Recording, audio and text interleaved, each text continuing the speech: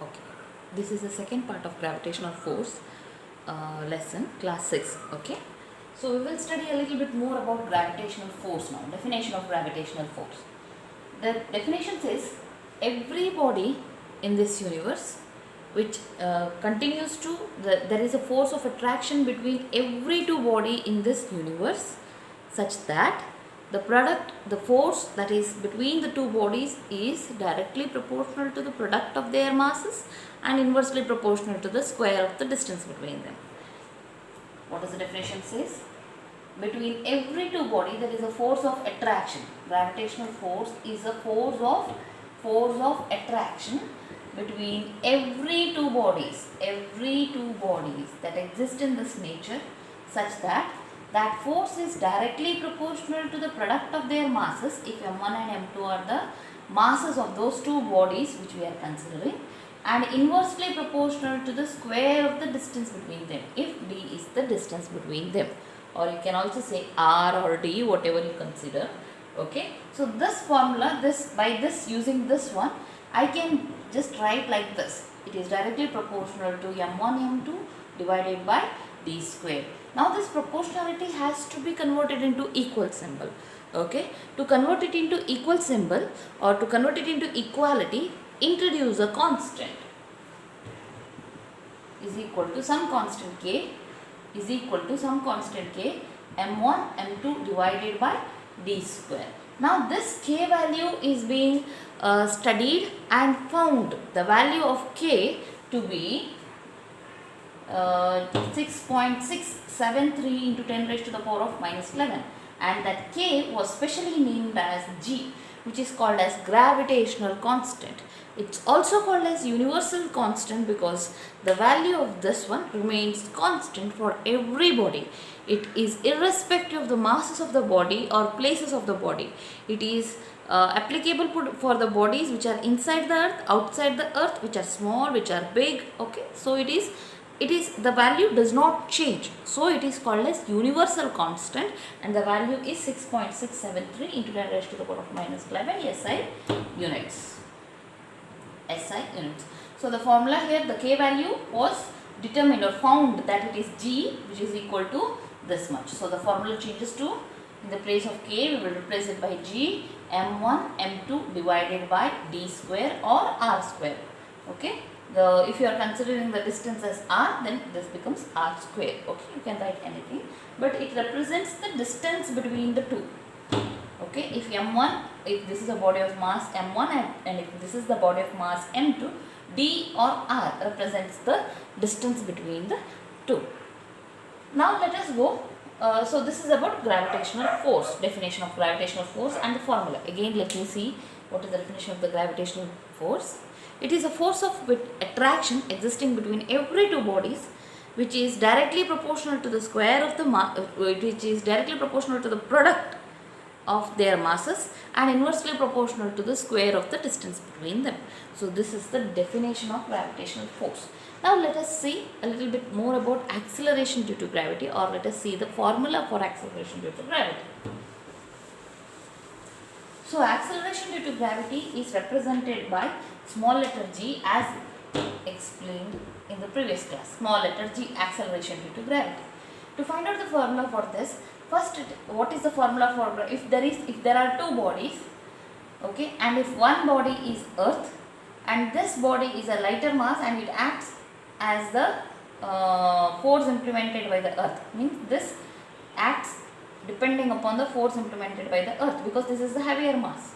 Okay, now the force that is existing between these two is gravitational force. So what is the formula? G, if the mass of the earth is represented by m and this one is represented by small letter m, then it is mm divided by, if the distance between them is r square or d square, whatever you can take. Okay, so let me take r because in the textbook it is r, so I am taking here r. Okay, otherwise you can take d. Okay, I am representing it by capital letter r or d here, distance between them. Okay, now then or d also you can take. If I am taking d, then it is d square here. Okay, now let me, okay, this is the gravitational force which is existing here. Now this body get accelerated due to this body. So the force implemented on this body in general, if you are taking in general, what is the formula for force? That is F is equal to ma. The force implemented on this body is F is equal to ma. Mass into acceleration x. Acceleration exhibited by this body will give you the force which is implemented on this one. Now this A is G because it is the force that is implemented by the earth or implemented by the gravity. So acceleration changes to mg. Okay, so F is equal to mg here. F is equal to mg. This is equation number 1 and this is equation number 2.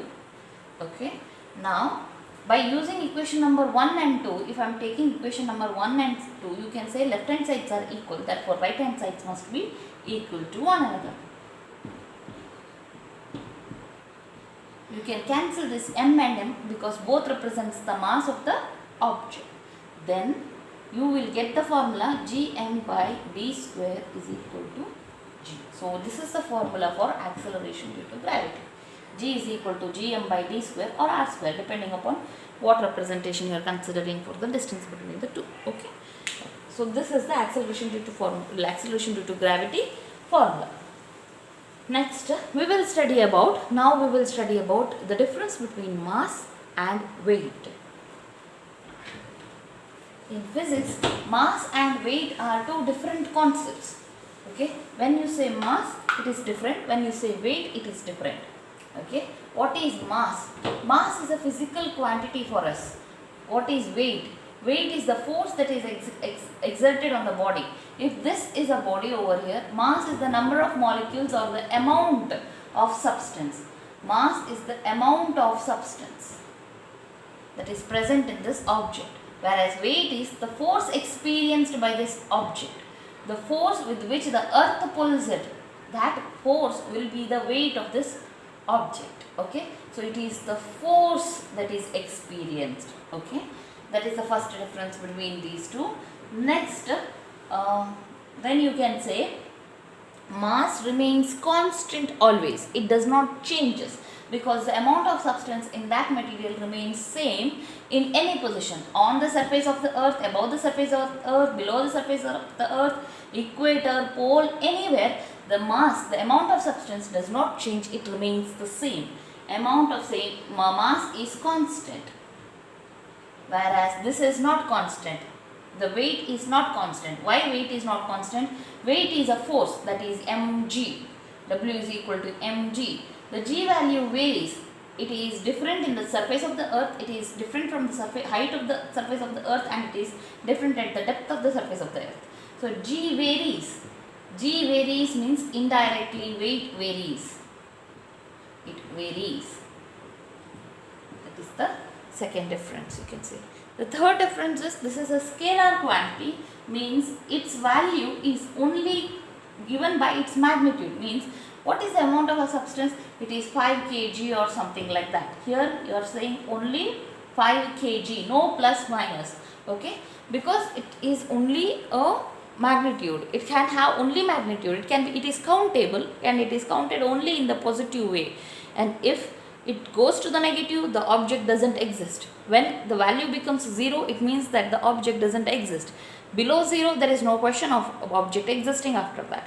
So it is scalar quantity, scalar thing. Scalar means it has only magnitude.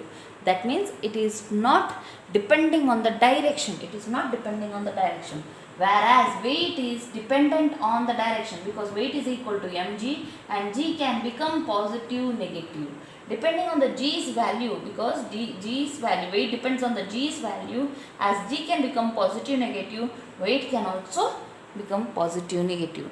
It represents the direction, that weight is measured in the upward direction or weight is measured in the downward direction, weight is measured to the left, weight is measured to the right. So this is represented by this one.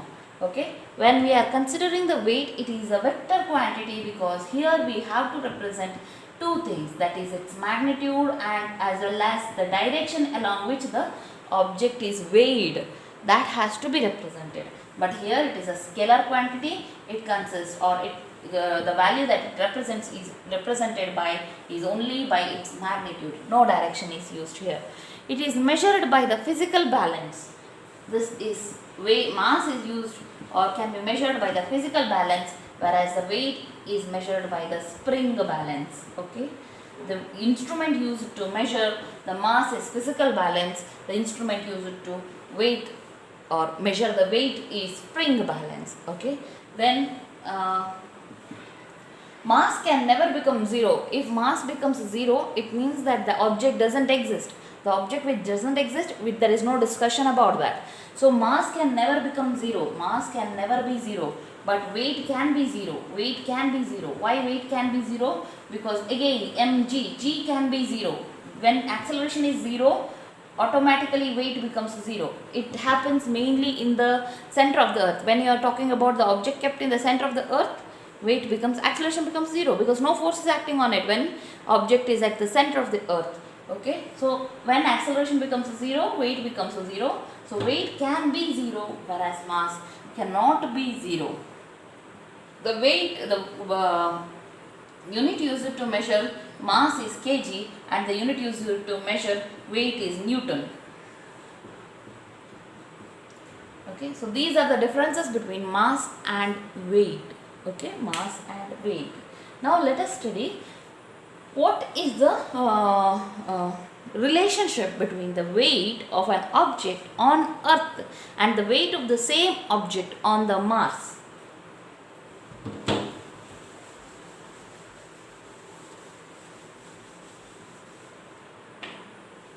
Okay, weight on the earth, weight of an object on the earth